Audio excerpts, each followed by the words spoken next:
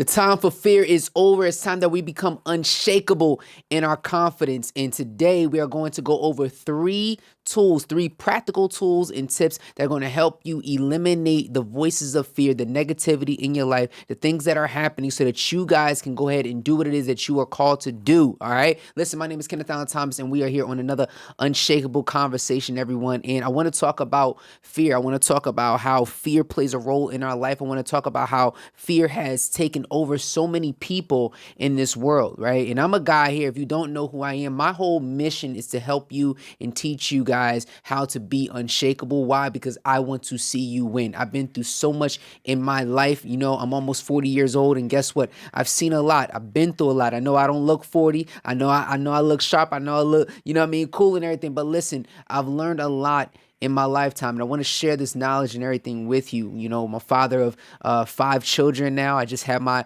youngest is 4 months. Can you believe that? Just had a child 4 months old right now. And, I'm looking to help people that are looking to go to that next level. But first, we got to eliminate that fear. Okay. For me, I've been dancing for 20 years as a profession and then transitioned into personal development training and coaching. Okay. So the expertise that I have comes through a lot of lifelong experiences backed up by a lot of scientific fact and faith as well too to go along with that. All right. So if you like, what you're about to hear, what you're about to get into, go ahead and like, subscribe, share this with your mom, your dad, your uncle, your auntie, your grandma, your grandpa, abuela, abuelo. Share with everybody that needs to hear this message, because guess what? Today we are going to be unshakable. So I hope you guys are ready, because when we change the mind, y'all, we change the game. So when we talk about fear and we talk about, things that have plagued our mind, those voices that have plagued our mind, those things that have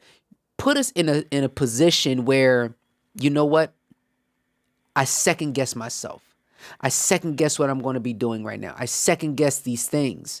How many people out there have ever been in a position where you had to second, third, and fourth guess yourself? Now, I'm not saying that second guessing yourself isn't a bad thing. However, when it comes to your dream, your vision, your goals, and the things that you want to do in life, sometimes you second guessing yourself is not actually you second guessing. It's actually a voice that's inside your head telling you that you can't, that you won't, that you shouldn't, and maybe that you should try a different way, right? Or maybe that you shouldn't try it at all because that voice is being negative and doesn't want you to prosper. And I remember, a time in my life where, my son Christian, who has Down syndrome. For those that don't know what Down syndrome is, the medical term is trisomy 21. I remember, some time ago where Christian was fighting leukemia. And at this point in time, there was this one particular doctor. And this particular doctor, everybody gets, shout out to all the doctors first and foremost. Shout out to all the doctors. But I had this one doctor that drove me crazy. Actually, we had 2, but this specific one, she drove me wild. And it's just like, you get this one person that continues to drive something that you don't want to actually do. So during this time with Christian, and we were battling leukemia, and Christian was on his way to be finished with all his treatments, right? And I remember a time where I wasn't at the hospital at the time. My wife was at the hospital, and she calls me up and she says, "Babe, we got a problem." I said, "What's the problem?" The doctors come in and they recommend that Christian get a 6 round of high dose chemotherapy. Now, the requirement was 4 to 5 rounds. The reason why they feel like 4 or 5 rounds is necessary is because even after, someone has a particular cancer, and they could be in remission after the first round, but it can come back immediately. So it's best to try and wipe out all of those cancerous cells so that it doesn't, flare up again and come back, right? Duly noted, understand, right? And, the thing is with Christian was on a mild dose of chemotherapy, right? And at this time, he was only supposed to do 4 rounds, maybe 5. But what happened is that the doctors went on I think they went to a conference in Texas. And at the time, there was a study that came out that 109 patients that had this particular cancer that Christian had, they all, this particular cancer that Christian had, out of 109 patients, 9 of them had relapsed. Okay. And out of the 9 that relapsed, 8 of them, survived, but one of them, passed away. So for that reason, what they wanted to do was put everybody back on and give them a higher dose of chemotherapy. Now, for me as a father, as a believer as well too, I'm already believing that my son is already healed. As a matter of fact, he was already healed before chemo even hit his body. That's just the type of faith that I got. That's just who I am. And at this time, this particular doctor was pressing us to get this particular chemotherapy, right? So I'm asking the doc, I'm like, we're gonna hold off. My wife, we would pray, we fasted, we did all of that because we wanted to be sure that this is the right move for our son. We wanted to make sure. And when we say high dose, well, what are we talking about exactly? What are we saying exactly? And I asked them, well, how much is high dose? And at first they said 15 times more. And I'm like, 15 times more than what he's already getting. My son is only 14 months old at the time. So you want to give my son 15 times more than what he's getting. And for me as a father, I was just like, absolutely not. I don't believe that he needs that. But there were so many different people that were panicking at the time because a bunch of parents throughout America at this time were kind of very, very concerned. Some parents went back in. And unfortunately, some parents that went back in, their child didn't make it out. So the thing is that I'm not against, what it is that the doctor was trying to do. I just believe God even more. I just believed and had that faith that, he doesn't need it. And she comes to me and she says, well, if this was at the beginning, then, I could take you to court for that, right? And I'm like, take me to court for what? What exactly are you talking about, lady? Are you saying that I am, doing a disservice to my son? Are you saying that my son, that I'm not being a great father, a great parent? Because I did bring him here. I did do that. I did make sure that he got the proper treatment that he needed. I'm just choosing not to take this particular chemotherapy. Now, you told me that it was 15 times more. Then she says, well, I made a mistake. It wasn't 15 times more. It's actually 30 times more. 30 times more. So you want me to give my son 30 times more the chemotherapy treatment. Like, I'm just not with that. I'm just not with that. So what was happening? She would question and question and question. And sometimes people will question your motives. They'll question your actions, right? To try and instill a level of fear in you, to make you believe that you're not supposed to be going this way. You're supposed to be going the other way.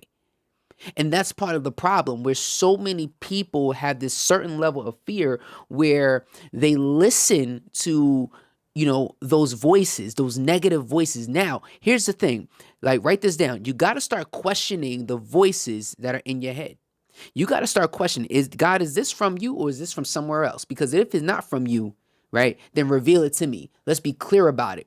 Because I'm going to tell you straight up and down, like, God is not the author of confusion, right? He's not going to confuse you. He's going to be clear as day. There is no ifs, ands, or buts about it, right? It is what it is. And sometimes in life, we have to really, really start diving deep.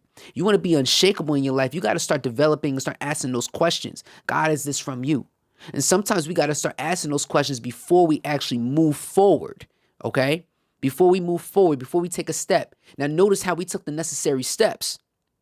We prayed, we fasted, right? We did all those things. Like, God, we want to hear from you. This was presented to us. What is it that you want us to do? And in our gut feeling, we already knew what we wanted to do, but we also don't want to go against what God wants us to do as well, too. So what I'm saying is, to eliminate all of that, what we had to end up doing was going through the process and going through the steps. I'm proud to say that my son is almost 5 years cancer free at this point right now. He's 4.5 years cancer free at this point right now. 55 months cancer free, right? And you got to understand that my son was already in remission after round number 1. Like, he was already declared, all right, he's good. But the thing is that sometimes, the enemy is going to sit there and try to weigh you down. He's going to try and press you forward. He's going to try and do anything and everything possible for you to not live out your true purpose, to not live out your true calling, to not do what it is that you were called to do. Now, how many people out there right now are doing that? How many people out there right now that was supposed to write a book and you didn't? How many people out there right now are supposed to be a speaker and you're not? How many people out there right now are supposed to be going for your GED somebody out there right now is probably supposed to be graduating college right now. Some of you are supposed to be starting a business right now. Some of you are supposed to be starting a nonprofit right now. And you're not. Why? Because you have a level of fear in you. You have a level of fear that you feel that you're not capable. Let me tell you something. God didn't give us a spirit of fear. So what is it going to take for you to have an unshakable mindset and replace the fear with confidence? I said, what is it going to take for you to have an unshakable mindset and replace the fear with confidence?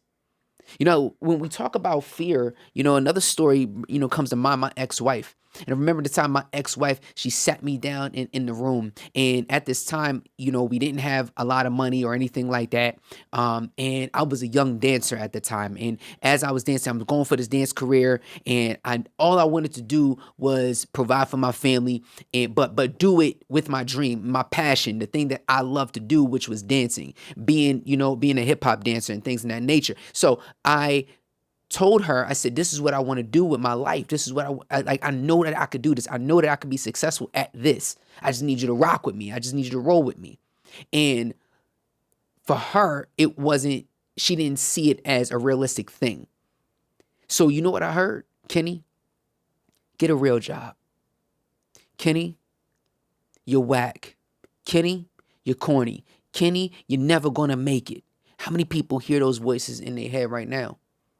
How many people hear those voices that you're whack, you're corny, you're never going to make it? Joanne, you don't need to do that. Violet, you don't need to open that restaurant. What are you doing? Right? You don't need to open this studio. What are you doing? Is that smart for you to do? See, oftentimes we hear from people. Oftentimes we hear from people that have never done what it is that we're trying to do. I said, we hear from people that have never done what we're trying to do, but all of a sudden they're the experts. All of a sudden they're the ones, out there that have all the answers. All of a sudden they're the ones that have done it, 100 times over.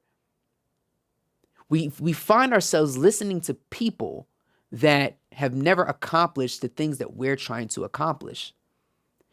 Their advice is unsolicited, in all honesty. No disrespect. But the reality is we have to start removing those people out of our life, right? Now, if you want to sit there and tell me that, hey, if I'm sitting there saying, hey, I want to be the next Michael Jordan, I want to be the next LeBron James, and I just don't have the juice, I don't have the talent to really do that, all right, cool. Because I'm not 6'7". You know what I'm saying? I'm not 6'8", I'm not 6'9". I can't jump high. None of that. You know what I'm saying? Like, I'm just not that great at basketball. I like to play, but I'm not that great. Then in the reality is that if you are that person that is telling someone, hey, you're corny at this, but I think you're great at this, now that's a different story. Because what you're doing is you are keeping it real with your friend and saying, hey, listen, I don't think that this is the right move for you, because from what I see in you is X. What I see in you is this. What I see in you is this is how you can really make an impact and go to another level. See, that's what I had a lot of people in my life that did that with me. Say, Kenny, I don't know if this is the thing for you, but I do see this in you. See, you got to understand the difference between the two types of friends. There's two types of friends. There's that one friend that's going to sit there and tell you, you know what? You're whack, you're corny, you're never going to make it. And that's it. There's the other friend that's going to say, hey, you whack, you corny, you're never going to make it at this. But I believe that you can do this. Now, that's a different type of friend. Why? Because that person is giving you some form of encouragement. They're replacing what it is that you may not be great at from a realistic view and what they believe that you can actually do. So you got to start evaluating your friends like your life depends on it, because it does. Do you have the friends in your life that sit there and can constantly tell you that you're not good at this and you're not good at that and you shouldn't be doing this and you shouldn't be doing that, but never give you an option, never give you something to replace it with? Why do we hang around people like that is the question. Why do we hang around people that try to instill fear in us? Why? I'll tell you why. Because guess what? They want to get to a certain level before you. There's a certain level of jealousy sometimes that floats around with people that you hang around. And you got to recognize these people, and not only recognize it, you got to remove them out of your life because they're not healthy for you. Because at the end of the day, you want to hang around people that's going to help you grow in confidence, right? Because everybody has a purpose at the end of the day. And if you have a purpose, then you gotta go for that thing. You gotta figure that thing out. Listen, hey, my son Caleb is someone that has the utmost confidence in himself, in certain aspects. But then he doubts himself in other aspects, right? For example, Caleb plays baseball, okay? And he's had the same coach for a while now. And at this point, his confidence has decreased. Now, he was growing to a level where, okay, I'm getting better at baseball. I'm getting some hits. I'm making plays, things in that nature. Okay. This year, not so well. And then he starts doubting himself because he's striking out, or he's not getting hits like he was the season before. Or what he'll do is he'll oftentimes forget about the season before and won't remember the confidence that he had when he was making plays, when he was getting hits, and he'll only focus on this season right now. See, sometimes what we have to understand is that we've got to tap in to what worked before, right? Not saying that it will work again, but what was the confidence that you had before when you were doing something and you were successful at it? I need you to take that same confidence. I need you to apply it to what it is that you're doing right now. See, sometimes people don't understand that. You got to sometimes go back and tap into the old confidence that you had when you felt the greatest, when you felt the best, when you felt immaculate, when you felt unstoppable, when you felt unshakable, when you felt like, hey, I can take on anything. And just because you're in this season right now where you may feel some form of failure doesn't mean that confidence can't still be there, right? So as Caleb is playing ball, he says, you know what? I'm just not good at this thing. I'm not that good. I said, you know what, Caleb? You're right. You're not that good right now. See, if you believe that you can't, then you can't. But if you believe that you can, then you can. I'm going to say it again. If you believe that you can't, then you can't. But if you believe that you can, then you can. Either way, you're still right. I said, Caleb, the reason why you feel the level of, no confidence in yourself and the level of fear when you go to the plate and things in that nature is because guess what? You're not working on it every day. I said, you're not working on it every day, right? How many men out there? How many women out there? You got a passion, you got a dream, you got a vision, you got a goal, but you ain't working on that thing because you're scared of that thing. Listen, let me tell you something. It's not going to move unless you move it. Now, what am I saying? That means you're the one that's in charge. You're the one that can move it. Otherwise, what are you scared of? What are you scared of? You scared of the book? Or you scared what people going to say about the book? You scared of writing this script? You scared of what people going to say about your movie? What are you scared of at the end of the day? Because we don't have, my Bible tells me that we don't have a spirit of fear. We weren't created with a spirit of fear. Obviously, it came from somewhere. It came from some place. So what is that voice telling you? Let me go back real quick. So even if you go to in Genesis where Eve ate the apple, right? And the serpent was telling her, hey, you can eat from this tree as well too. Well, she knew that she wasn't supposed to eat from that tree. And then the serpent says, well, really? Did God say that? Not as in, hey, asking a question, but questioning her thinking. Really? Did he really say that? Did he really say that? And that still happens to this day. I was having a conversation with my boy Bryce about it. It happens to this day, right? Especially for us believers. Did God really say that? People sit there and question our faith or question what it is that we're called to do. And I said, God said this or God said that. God told me that. What, did God really? Did he really? And it starts to mess with our mind. It starts to mess with our mind. Maybe he really did. Maybe he really did tell me. Maybe he really did say something. Maybe he really did. Right? Because I don't want to go against what it is that God is telling me to do. But we have these voices in our head that teach us, or not teach us, but try to show us a different way other than where we're supposed to go. So here's what I'm going to do, guys. I'm going to give you guys some practical tools and tips. But first, I want to give you guys some scripture that back up, what I'm saying. 2 Timothy chapter 1, verse number 7 says, for the Spirit God gave us does not make us timid, but gives us power, love, and self-discipline. For the Spirit God gave us does not make us timid, but gives us power, love, and self-discipline. So what are the three things that we need, right? What are the three things that we have? The Spirit that we have gives us power, it gives us love, and gives us self-discipline. So my question to you is, are you operating in power, love, and discipline? You want to eliminate fear out of your life? You want to, you want to make sure that fear is not a factor in your life? Number one, you got to operate in power. Number two, you got to operate in love. And number three, you got to operate in self-discipline, right? The power. Well, let's talk about the power for a second. You have the power to do what it is that you're called to do. You have the power that God has already put inside you to go out and achieve what it is that you want to achieve in this world. You have the power to do that. The question is, are you actually going to do it? The second thing is, do you love it? Do you love what you do? Do you have a passion for what you do? Right? If you want to open a restaurant, open that restaurant. Come on now. Somebody needs your good cooking. Somebody needs that love that you have to serve people. And number three, do you have that self-discipline? See, that's where a lot of us lack. We lack the self-discipline aspect. When it comes to eliminating fear, we don't have the self-discipline to keep fear on the shelf. I'm going to say that again. When it comes to eliminating fear, some of us don't have the self-discipline to put fear on the shelf and leave it there. So my question to you is how much longer? How much longer are you willing to wait? How much longer are you willing to sit there and stand in the face of fear and allow fear to be by your side versus God being by your side, right? You can't have both. You got to have one or the other, okay? Either you're going to fear this thing or you're only going to fear God. Now, that's a different type of fear we're talking about. I'm not saying that we don't have fear. Fear God, right? Fear his wrath. Fear what he would do, right? But I don't fear man. I don't fear this world. I don't fear the things of this world. I don't fear the voices inside my head that are trying to deter me away from what it is that I should be doing.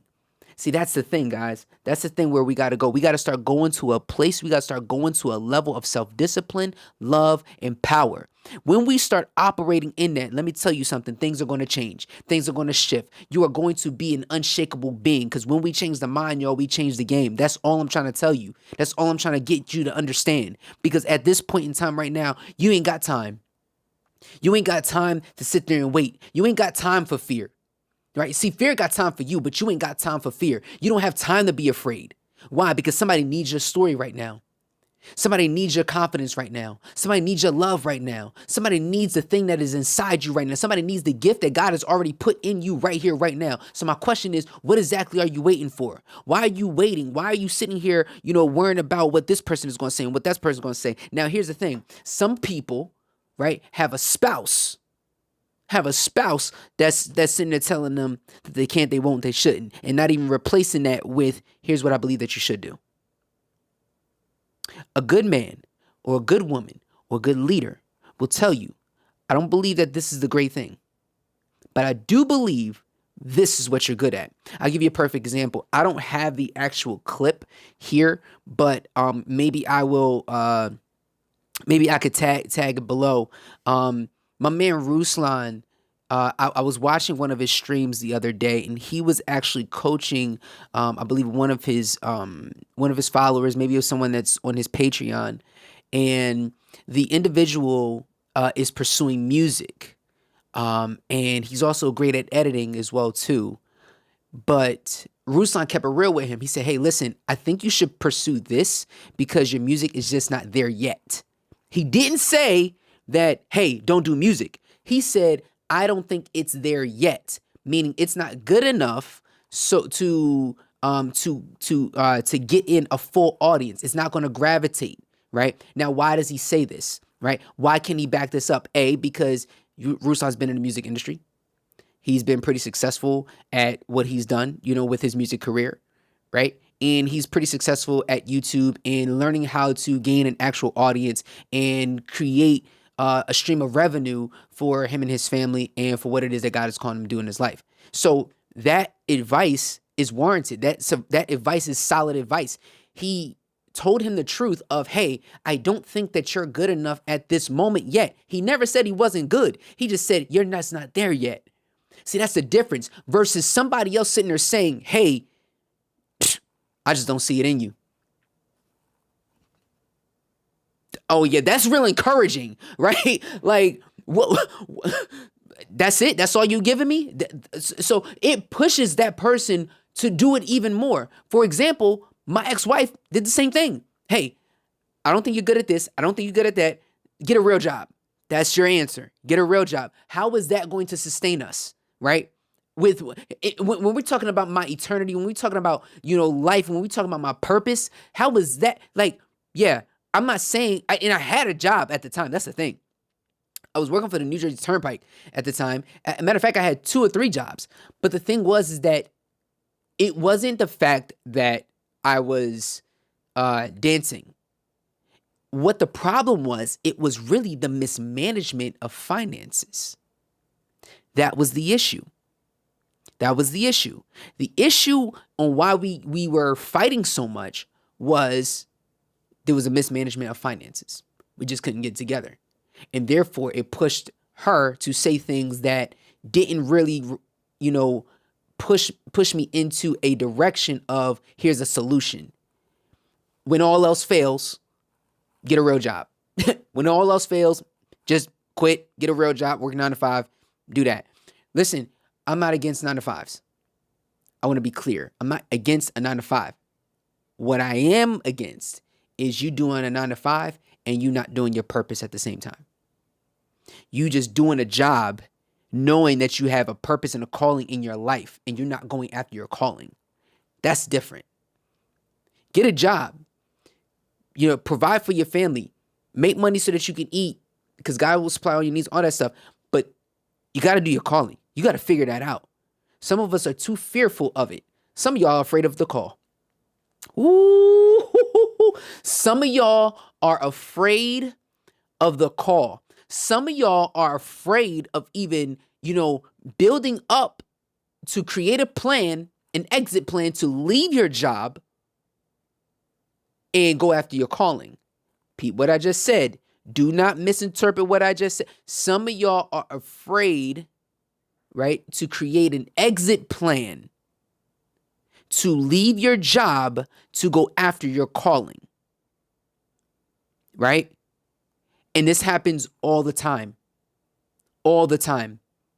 Some of y'all will take, the comfort route and be comfortable in this position and be fearful of the comfort level that you're in and won't go after what it is that God is calling you to do.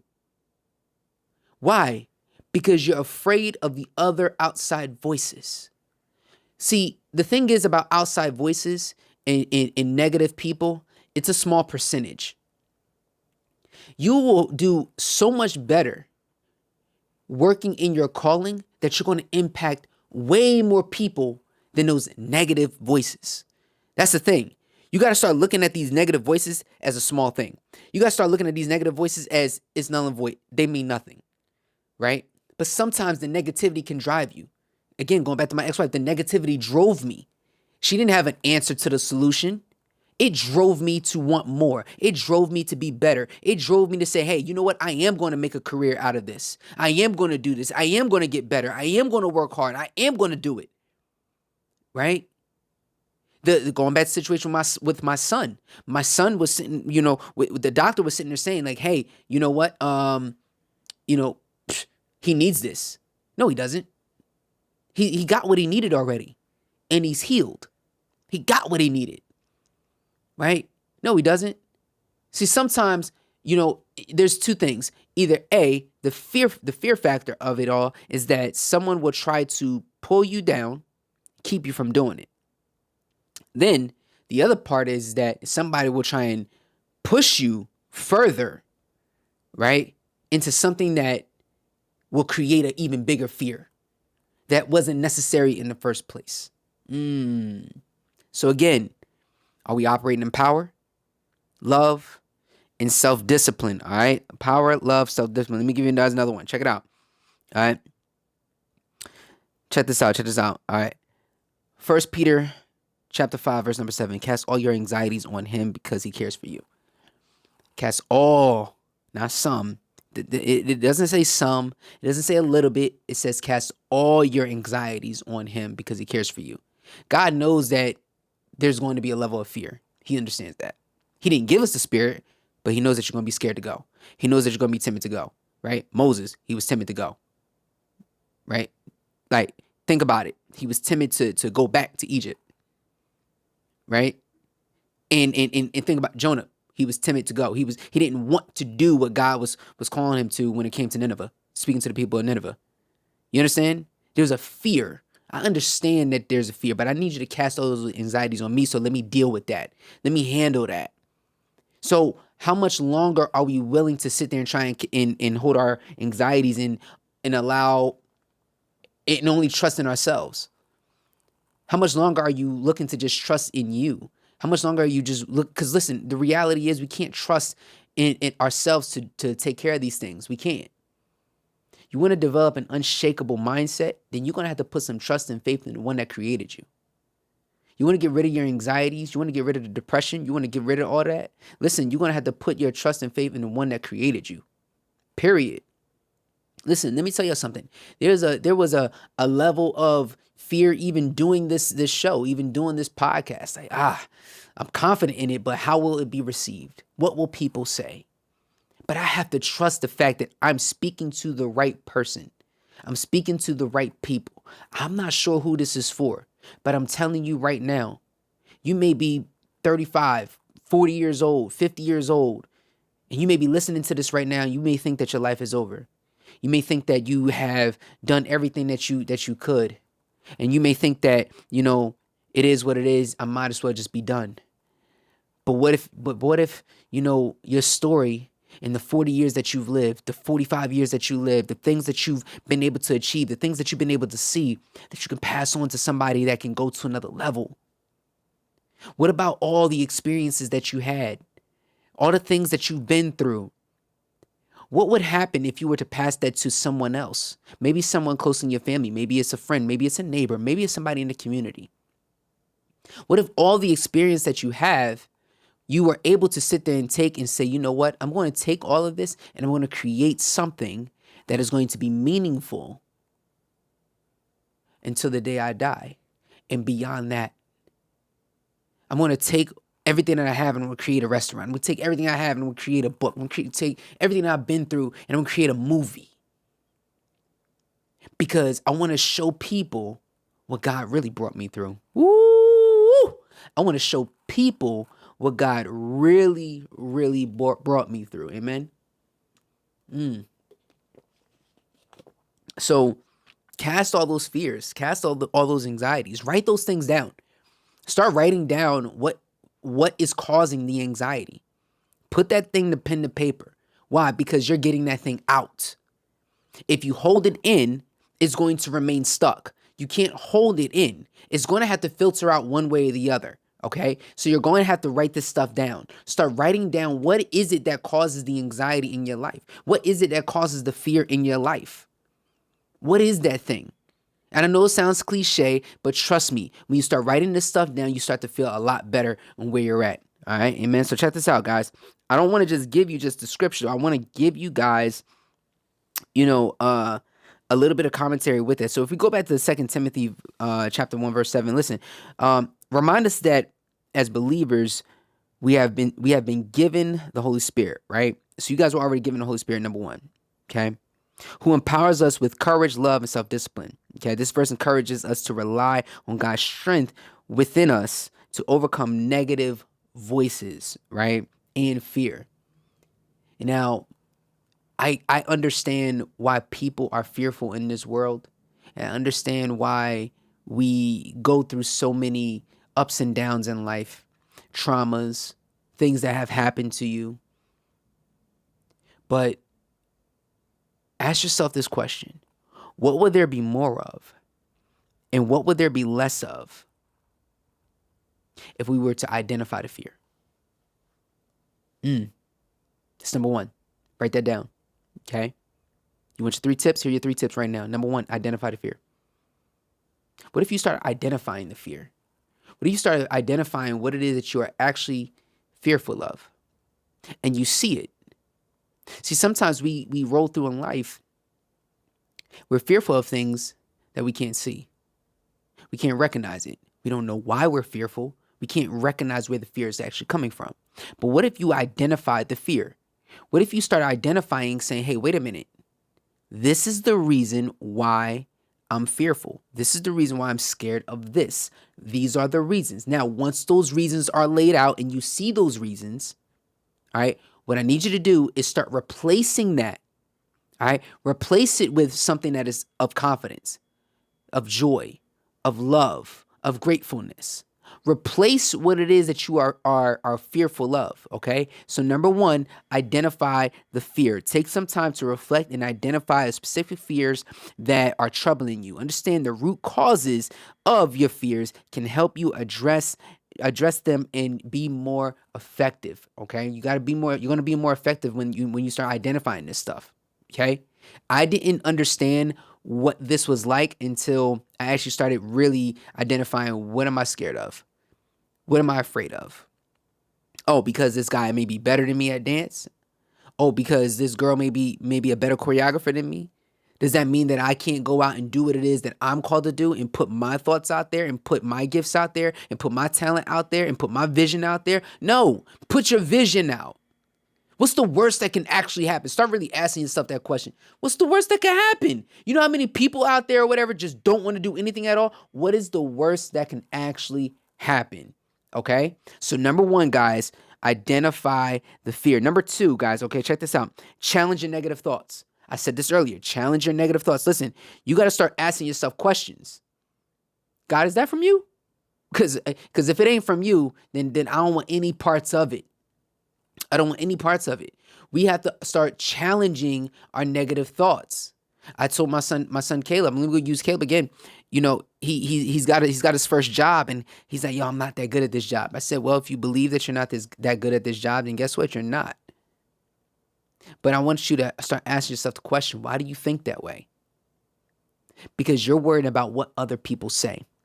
You're worried about this person and that person. You're worried about, Timbo and Juju and you're worried about all these other people that are not even real. You're creating a whole world of negativity inside your mind, and it's corrupting your progress. Stop creating this world of negativity, and you will not create, a level of, of anxiety. You won't create a level of depression. You won't create this stuff, because guess what? You're focusing on the positive. You're focusing on the confidence. You're focusing on the power. You're focusing on the love. You're focusing on the self-discipline. And I say, Caleb, you only work there once a week. Of course you're not that good yet. Of course you're not. But the more you do something, the more you start to practice this stuff, and this is so good right here, the more you start to practice confidence, you become confident. The more you practice fear, you become more fearful. You know what I'm saying? The more you practice confidence, you become more confident. The more you practice fear, then you become more fearful. You become more timid. You become someone that doesn't want to actually move forward in life. Think about that. Think about the level of where you're at right now, and ask yourself the question, what if I started practicing more confidence in my marriage? What if I started practicing more confidence in myself? What if I started practicing more confidence in my career? What if I started practicing more confidence in being a business owner? What if I started practicing more confidence in being an entrepreneur? What if I started practicing the confidence in that? What are some of the practical things that you can do, right? You got to start small. See, a lot of us want to hit the home run. A lot of us want to knock it out of the park right away. We don't want to go through the process, and that's the problem. Stop trying to always hit the home run and start going through the actual process of what it takes to learn how to hit a single first, right? Come on now, listen. When fearful thoughts arise, question their motives, right? How valid is it? Ask yourself, is there evidence to support those thoughts, or if they are based on assumptions or past experiences? Replace negative thoughts with more realistic, positive ones. That's what you got to do, okay? When cancer had hit my son, it was very, very simple. He's already healed. He's already healed. Oh, your son is facing death. No, he's already healed. Now he's facing more life. He's facing a victory right now. He's facing inspiration right now. He's facing that motivation right now.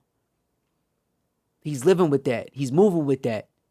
So you got to understand how to set the atmosphere even inside your own mind. The longer we sit here and wait, my question to you is how much longer is it going to take? How much longer is it going to take for you to understand what you truly have inside you, what you truly, truly are gifted at? You got to want it. You got to want to go to that next level. You got to want to sit there and turn that key and say, you know what? I'm going to press forward on this engine no matter what. Why? Because somebody is counting on me at the end of the day. And not only is somebody counting on me, I'm counting on me. I'm counting on myself. I believe in myself. I believe in what God put in me. Stop sitting there worrying about the world and what the world says and this person is doing that and they doing this and they doing that. Listen, while you focusing on what the world is doing, you're wasting your time in what you're called to do. I said, while you're focusing on what the world is doing, you're wasting time focusing on what you got to do. So my question is when is it going to change? When is it going to shift? How bad do you really want to be unshakable? Right? We all get shaken. The question is, when are you going to become unshakable when you get shaken? So number one, identify the gift. Number one, identify the fear. Identify the fear. Number one, identify the fear. Number two, challenge negative thoughts, right? And here'll be the last one. This is going to be the last one that we do. Listen, replace fearful habits with positive ones, okay? Replace fearful habits with positive ones. We got to start developing more positive habits, all right? Start developing those positive habits in your life, okay? Some of you guys right now are going through it with your spouse. Some of y'all going through it with your children. Some of you going through it with your job. Some of you going through it with your child, with your special needs child. Some of y'all out there right now are fighting the battle of your life. I promise you this. If you start to develop a more positive way of thinking, I'm not saying that challenges are not going to come. Please don't misquote me. I'm not saying that, everything is always positive over on this side. No, it's not.